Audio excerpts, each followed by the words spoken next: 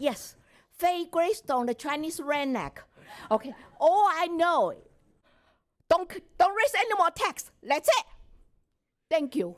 I do appreciate it. I reached out to all the commissioners, but in particular, I want to thank Chris Hall and Rick LaCosta for responding and having a dialogue with me. I think it's a great thing, and I teach my students this, like to be involved in government, and like I really, particularly both of you, appreciate the honesty and the openness that you have, and it really did make a difference. Today is actually my birthday, and the best gift you can give me and the Collier County taxpayers is not to raise the taxes. Original intent of this Conservation Collier referendum that was voted on by the voters, and a lot of people, we have talked to them who voted on that referendum, they had no idea what it really entailed. They thought it was all going to be all beautiful land. They didn't know it was going to be swampland, which so much of it is.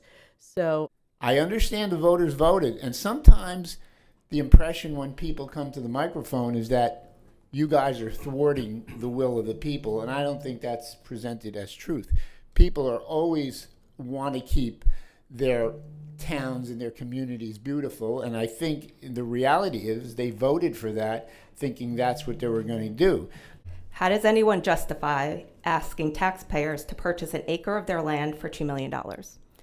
I refer you back to James Madison's quote, "If men were angels, no government would be necessary."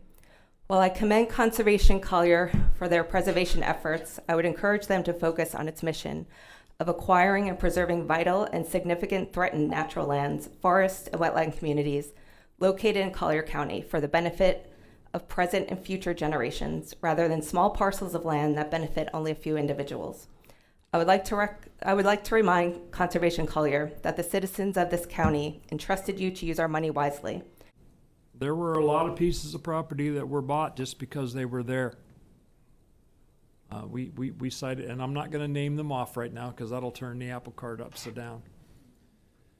There's a lot of property that we own at Conservation Collier. One of the requisites of Conservation Collier needs to be accessible by the GP, by the general public. And we have, my last count, there was in excess of 18 or 19 of them that you couldn't even get to. So, but we need to have a look at maybe disposition of some of those assets or reutilization of some of those assets for the public benefit. That we diagnosed and went through the appraisals and found out that our purchases were being used as comparables for those lands. And we've corrected that, at least as far as I know, we've corrected it. At least we've slowed down the purchases and are having a wider perspective as to what we are in fact paying for the lands that Conservation Collier buys. Almost half of the property that we've purchased, little over half, 57% of the property that Conservation Collier has purchased, only 57% has public value. The rest of it is just there. Troy, can you show that? Can you pop that map up that shows there's no rhyme to reason? And if you can blow up the North Mead or blow up the Gore properties, you can see where we're talking about. We're trying to get the in. There's some in Panther Walk right there. We're trying to get the infill, but if we could just eminent domain the whole thing and go buy it and keep it in conservation, we'd do it, but we can't. We're subject to willing buyers. We're subject to the people who want to sell their property to the program. So nobody's stopping the program. Nobody's trying to slow it down. We're just trying to operate smarter. But I wanted you to see what the people are talking about. If you can come on down a little bit farther, Troy, and show go up right there. The North Belmead property and the Gore property. We're doing our best to try to infill these things. But even if we're not infilling them, the property that we don't own still has the very same value as the property that we own. The animals, the water, everything's flowing right through there just like it's supposed to be. These properties are difficult. Everybody can build, but the properties are difficult to build on and require a lot of mitigation. That's why they're not being targeted for development.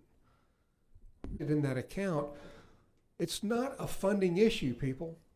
It's the ability to spend that funding. And and it's been said that we've made the process burdensome to purchase properties. No, we had to stop the program and reconsider the way we were doing things. We were buying these little wetland lots out in the estates, and the purchases of Conservation Collier were actually creating the comps for the next guy. We weren't creating conservation land. We were basically being a great exit strategy for people that couldn't use their land. Appreciate was set up here. People vote for a program. They also vote for us. But I'm also for smaller government and not stepping over voters and telling them that I'm smarter than them because my calculator works a little bit better. I agree with all the math that's been talked about here. I think our job as elected officials is now to educate the public and maybe have them go back to the polls with more knowledge and see if they agree with us that you can punch out the math in a few different ways, and maybe it's a great program, but it shouldn't be at a millage rate that it's at. I think that's our job, not to sit up here, like I said, as a monarchy and say, well, we know more than the voters. Maybe a lot of people who voted for Conservation Collier didn't know the exact numbers, but our job, I think, is to inform citizens, and then they vote. If this wasn't a voter-approved program and we had the latitude to manage it the way that we do all the other funds, then I think that would be our role.